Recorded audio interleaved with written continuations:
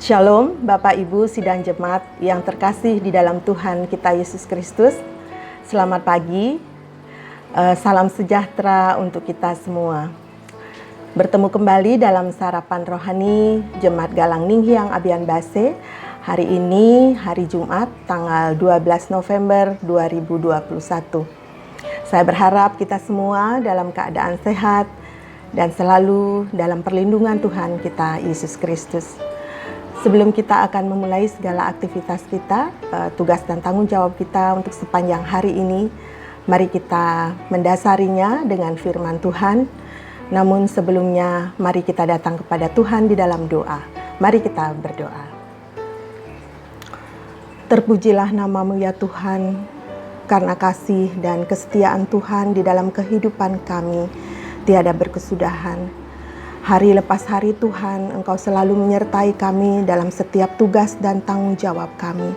Begitu cakapnya Engkau memelihara hidup kami ya Bapa. Sungguh kami rasakan sampai dengan saat ini. Engkau juga memelihara dan memimpin kami di dalam peristirahatan kami malam hari. Pada pagi hari ini lagi Tuhan, Engkau izinkan kami untuk menemui hari Tuhan yang baru. Kami akan melakukan segala aktivitas kami Tuhan. Namun kami rindu untuk mendasarinya dengan firman Tuhan. Kami akan membaca dan merenungkan firman Tuhan. Biarlah firman-Mu ini Tuhan sungguh-sungguh menjadi suluh di dalam hidup kami, menjadi pedoman untuk kami melangkah di dalam hidup kami.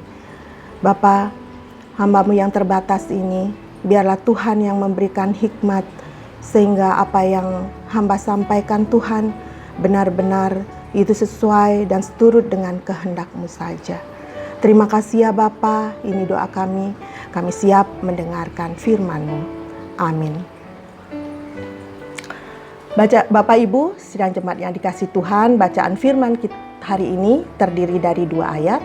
Yang pertama dari Yesaya 2 ayat yang ke-12.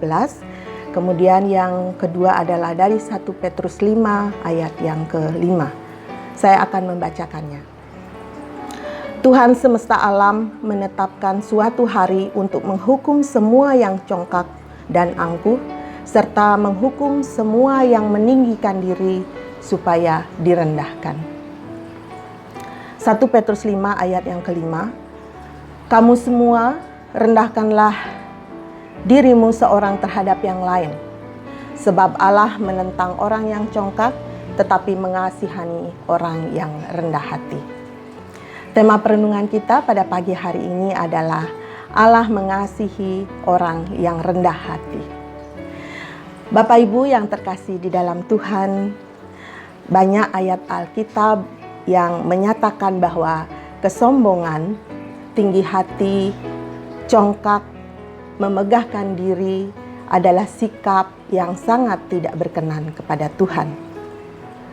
Dengan tegas Tuhan sangat menentang orang-orang demikian. Di dalam Amsal 6 ayat yang ke-16 sampai 19 dikatakan, ada 6 perkara yang dibenci Tuhan, bahkan 7 perkara yang menjadi kekejian bagi Tuhan. Salah satunya adalah kesombongan. Itulah sebabnya manusia yang sombong akan direndahkan dan orang yang angkuh akan ditundukkan. Juga ada tertulis bahwa setiap orang yang tinggi hati adalah kekejian bagi Tuhan. Sungguh ia tidak akan luput dari hukuman. Bapak Ibu bisa baca di Amsal 16 ayat yang ke-5. Bapak Ibu yang dikasihi Tuhan, ada beberapa tokoh Alkitab yang dihukum Tuhan karena kesombongannya. Salah satunya adalah Raja Saul. Saul adalah raja pertama bangsa Israel. Ia memerintah selama 40 tahun seperti halnya Daud dan Salomo. Pada awal pemerintahannya sebagai raja Israel, Saul terlihat menjanjikan. Namun setelah itu hidup Saul mulai mengalami kemunduran yang dialaminya hingga kematiannya. Hal ini bermula dari ketidaktaatannya kepada Tuhan, sehingga ia ditolaknya sebagai raja Israel. Ia terbukti tidak taat kepada Tuhan. Setelah Saul Tuhan tolak sebagai raja Israel, maka ia pun mengurapi Daud menjadi raja. Sisa hidup Saul sangat memprihatinkan. Ia lebih banyak melakukan pengejaran kepada Daud, raja Israel yang baru, sementara ia terus berperang melawan orang Filistin. Hanya karena iri kepada Daud yang dielu-elukan oleh rakyat Israel setelah berhasil mengalahkan Goliat, Saul seumur hidupnya berusaha menghabisi Daud. Tetapi Tuhan selalu melindungi Daud dari niat jahat Saul. Akhir hidup Saul sangat tragis. Ia harus mati bunuh diri di dalam pertempuran melawan orang Filistin karena Tuhan telah meninggalkannya. Dalam Mazmurnya, Daud menyebut Saul sebagai orang yang sombong, yang hanya mengandalkan kekuatannya sendiri dan meninggalkan Tuhan, sehingga Tuhan merobohkannya. Terdapat di dalam Mazmur 52 ayat 1-11. Kemudian raja yang berikutnya adalah yang sombong adalah Raja Firaun. Raja Firaun ini memerintah bangsa Israel saat itu. Dia mulai memperlakukan bangsa Israel dengan begitu keras. Apalagi ketika jumlah orang Israel semakin bertambah banyak di Mesir. Raja Firaun yang baru membuat kebijakan untuk membasmi orang Israel dengan cara membunuh bayi-bayi mereka. Selain itu, mereka juga diharuskan kerja paksa di Mesir. Kemudian Tuhan memanggil Musa dan memerintahkannya untuk membawa umatnya keluar dari Mesir menuju tanah perjanjian. Tetapi Firaun bersikeras tidak mengizinkan bangsa Israel pergi dari Mesir sebab mereka adalah budak-budak yang diperkerjakan Firaun. Tentunya kepergian mereka akan menjadi kerugian besar bagi dia dan juga bagi bangsa Israel. Firaun bahkan dengan sombongnya berkata bahwa dia tidak mengenal Tuhan yang diberitahukan Musa.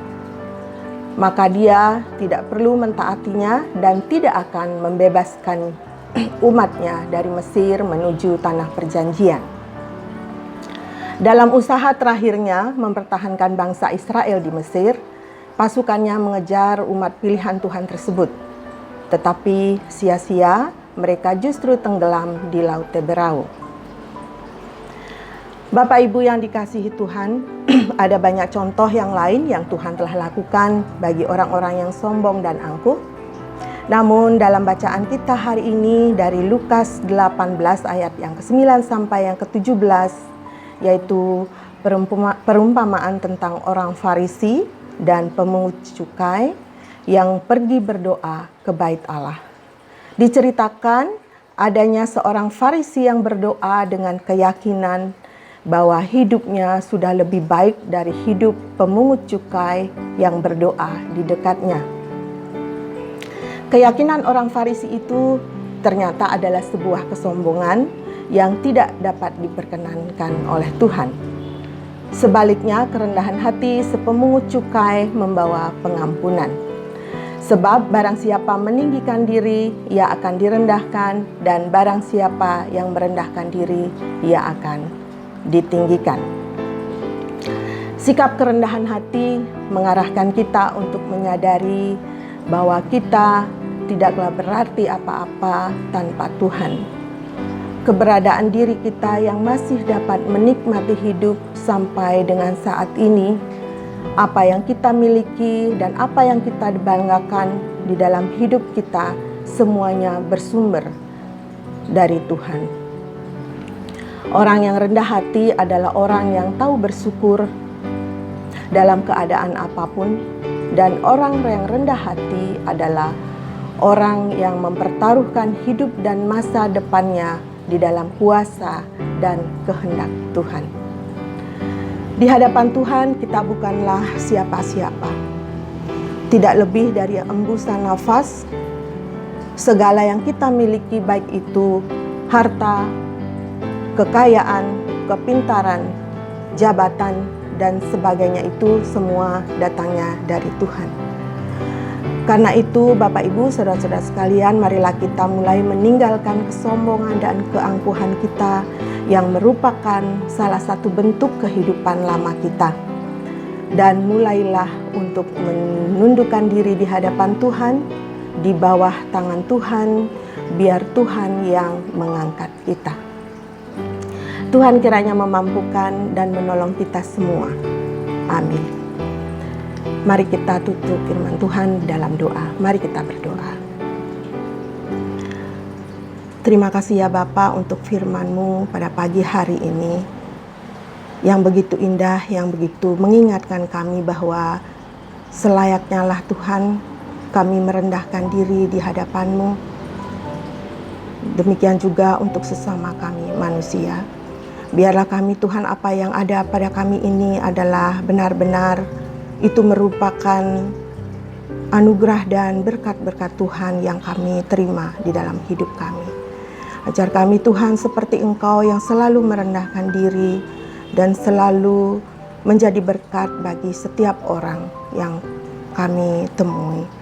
Terima kasih ya Bapa, untuk sepanjang hari ini kami serahkan kehidupan kami ke dalam tangan-Mu. Biarlah firman-Mu ini yang tersampaikan Tuhan benar-benar menjadi prema di dalam hidup kami, menjadi rema sehingga benar-benar kami bisa melakukannya sesuai dengan apa yang Engkau perintahkan kepada kami. Terima kasih ya Bapa, kami berdoa bagi saudara-saudara kami Tuhan dimanapun mereka berada saat ini, yang masih mengalami kesakitan dan sakit penyakit karena COVID. Kiranya Tuhan yang menulis akan hidup mereka, Tuhan memberikan kekuatan kepada mereka, sehingga suatu saat Tuhan kami bisa ajak kembali memuji dan memuliakan nama Tuhan. Segenap kehidupan kami untuk sehari ini dan seterusnya kami bawa ke dalam tangan-Mu Tuhan, dan kami pertaruhkan sepenuhnya ke dalam tangan-Mu. Di atas segalanya kami mohon ampun atas segenap dosa dan kesalahan yang telah kami perbuat di sepanjang hari yang tidak berkenan kepadamu. Biarlah Tuhan yang menguduskan dan menyucikannya. Di dalam nama Tuhan kami Yesus Kristus kami berdoa kepada Bapa di surga. Amin. Selamat berkarya bagi Tuhan dan sesama. Tetaplah menjadi orang yang rendah hati dan menjadi berkat buat semuanya. Tuhan Yesus memberkati kita semua. Shalom.